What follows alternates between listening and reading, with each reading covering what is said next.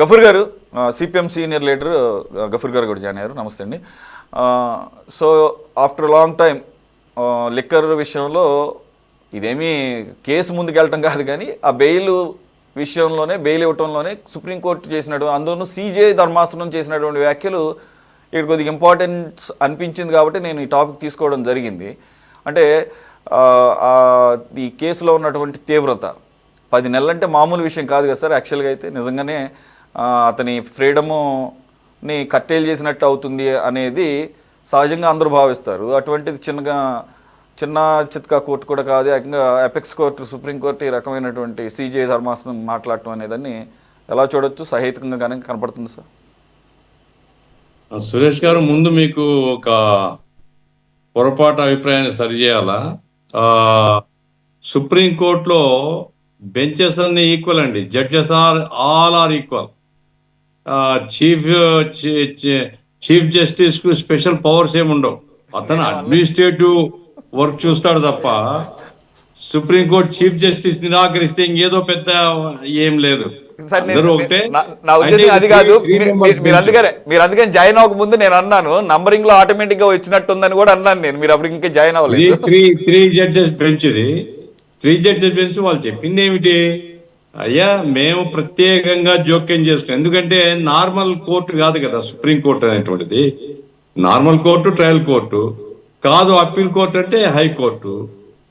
High court చేసిన దాని మీదట మేము ప్రత్యేకించి జోక్యం చేసుకోవాల్సిన అవసరం ఈ కేసులో కనపడడం లేదు. కాబట్టి మీరు బెయిల్ కావాలంటే మళ్ళీ హైకోర్టుకు పోండి తప్ప మేము దీంట్లో జోక్యం చేసుకోవాల్సినటువంటి పరిస్థితి లేదు. ఇక దాంట్లో కామెంట్స్ 9 నెలలు అయింది కదా, అది ఇది ఇవన్నీ వచ్చేసినాయి. రేపు హైకోర్టు బెయిల్ ఇచ్చిన పెద్ద వండర్ కాదండి. నాకేమి పెద్ద ఆక్షరం ఏమి అనిపించదు. ఎందుకంటే మిథున్ రెడ్డి బెయిల్ వచ్చింది, ఆ తర్వాత చెవిరెడ్డి భాస్కర్ రెడ్డికి బెయిల్ వచ్చింది, ఆ తర్వాత అతను ఎవరు కృష్ణమోహన్ రెడ్డికి బెయిల్ వచ్చింది, ధనంజయ రెడ్డి బెయిల్ వచ్చింది. ఇంకా ఎవరు వీళ్ళు ఈ డిస్టిలరీస్ పెట్టుకున్న వాళ్ళకి బెయిల్ ఇంకా వచ్చినట్లేదు. శ్రీధర్ రెడ్డి ఇటువంటి వాళ్ళకి రాలేదు, రాజకాశ్ రెడ్డికి రాలేదు. నా పాయింట్ ఏమంటే సురేష్ గారు, ఇక్కడ సాహెబ్ గారే చెప్పాలి. ఇప్పుడు కల్తీ నెయ్యి కేసులో మనం ఏం ఆర్గ్యూ చేస్తున్నాం? రూల్స్ టీటీడీ బోర్డు సవరించింది కాబట్టి బోలే బాబా కానీ ఇంకోటి ఏ పేర్లు చాలా ఉన్నాయి, వీళ్ళందరూ రంగంలోకి వచ్చారు. కాబట్టి రూల్స్ సవరించిన వాడిని మీరు ఎందుకు పట్టుకోరు? మీరు ఎందుకు కేసు పెట్టలేదు? ఎందుకు సిబిఐ లొంగిపోయింది? లేదా ఎందుకు సిబిఐ పాయింట్అవుట్ చేయలేదు? అప్పన్న రూల్స్ మార్చగలుగుతాడా? వైవిసుబాటి చైర్మన్ కదా, లేకపోతే ట్రస్ట్ బోర్డు మెంబర్స్ ఉంటారు కదా అనేసి మనం ప్రశ్నిస్తున్నాం. ఢిల్లీలో లిక్కర్ కేసులో డిప్యూటీ చీఫ్ మినిస్టర్ని కానీ వాళ్ళకి చెప్పింది ఏమిటి? ఢిల్లీలో అమలు జరుగుతున్న పాలసీని మార్చినందువల్ల కుంభకోణం వచ్చిందని. ఢిల్లీ గవర్నమెంట్ పాలసీ మార్చినందువల్ల కుంభకోణం వచ్చిందన్నారు. ఆంధ్రప్రదేశ్లో కూడా పాలసీ మార్చినారు. పాలసీ మార్చిన విషయంలో మరి కూటమి ప్రభుత్వం చెప్పాలా? వాళ్ళ గఫూర్ గారు, నాకు గుర్తున్నంత వరకు ఢిల్లీలో పాలసీ చేంజ్ ఇవ్వాలన్న నష్టం కూడా ఏం రాలేదు సార్. ఇంకా పాలసీ ఇంప్లిమెంటేషన్లో గ్రౌండ్ అవ్వలేదు అసలు. కానీ మాల్ ఇంటెన్షన్స్తో పాలసీని రూపొందించారు. ఇది గనక గ్రౌండ్ అయ్యుంటే గనక స్టేట్ ఎక్స్చెక్కర్కి భారీ నష్టం చేకూరేది అని చెప్పేసి యాంటిసిపేట్ ఒక్కలు వేశారు అక్కడ. సరే, ఈ లోపల ఒక 100 కోట్లు ఏదో చేతులు మారిని కవిత ఇవంతా తెలిసిందే. అంటే అసలు స్కామేజ్ జరగలేదు, ఇంకా స్కామేజ్ జరగలేదు అక్కడ. ఇక్కడ 5 సంవత్సరాల పాటు ఏదేచ్చిగా నడిచింది స్కామ్ పాలసీ గ్రౌండ్ అయిన తర్వాత. అంటే సిబిఐ కళ్ళు ఉండవా? సెంట్రల్ గవర్నమెంట్ కళ్ళు ఉండవా? గుడ్డోళ్ళ వాళ్ళకేం పట్టదా? ఇప్పుడు లక్ష్మణ్ గారు చెప్తున్నారు ఈడీ జోక్యం నాకేం నమ్మకం లేదు సార్. నేను పర్సనల్ గా చెప్తున్నాను, నాకేం నమ్మకం లేదు. Because they wanted to give protection. కాబట్టి ఇప్పుడు ఎవరైతే సూత్రధారులు ఉన్నారో, ఇప్పుడు చాలా మంది చెప్పినారు మేము తడతాం పోయి బంగ్లాను తడతామని. ఏం తట్టారండి? కాబట్టి అసలు కేసులే ఏదో కంటిన్యూ తుడుపుగా తప్ప నిజంగా నాకేమి ఇప్పుడు వైసీపీ వాళ్ళ మీదనో జగన్మోహన్ రెడ్డి గారు నాకేం ప్రత్యేకంగా కక్ష కాదు. కానీ ఒక పబ్లిక్ ఆఫీస్లో ఉండిన తర్వాత దాని యొక్క పవిత్రతను కాపాడాలి ఎవరు కానీ. ఉద్దేశపూర్వకంగా తప్పు చేయకూడదు. తెలియకుండా తప్పు లేదని జరిగితే జరగవచ్చు, కానీ ఉద్దేశపూర్వకంగా ప్రజాధనాన్ని కొల్లగొట్టడం కానీ ప్రజలకు అన్యాయం కానీ చేయకూడదు అనేటువంటి అదే నాకు మెదడులో కూర్చొని ఉంది. నాకు ప్రతిసారి అదే వస్తుంది. కాబట్టి ఇక్కడ ఉద్దేశపూర్వకంగా పాలసీ మారిస్తే ఎందుకు సిట్ వాళ్ళు కూటమి ప్రభుత్వం దాని జోలు పోవడం లేదు? నంబర్ 1. నంబర్ 2, ఇప్పుడు డిజిటల్ ట్రాన్సాక్షన్ నుంచి రమేష్ గారు ఏదో అన్నారు. సరే, వారి పార్టీ తరఫున ఆయన మాట్లాడడం తప్పు కాదు, ఆయన అభిప్రాయం చెప్తాడు.